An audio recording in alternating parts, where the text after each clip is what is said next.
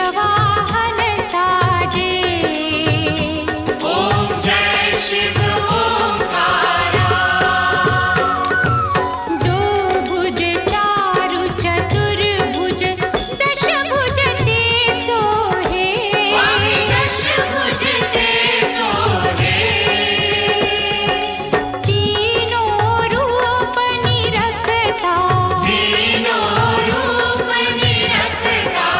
त्रिभुवन मन मोहे। ओम जय शिव ओंकारा।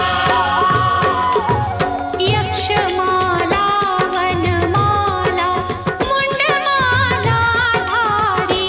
स्वामी मुंडमाला धारी। चंदन मृग मद चंदा।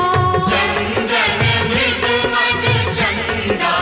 भोले शुभकारी।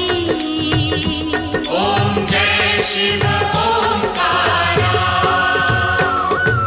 श्वेतांबर पीतांबर बाघांबर अंगे।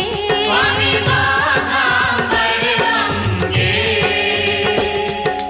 ब्रह्मादिक सनकादिक।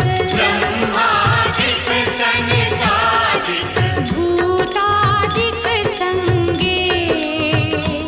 ओम जय शिव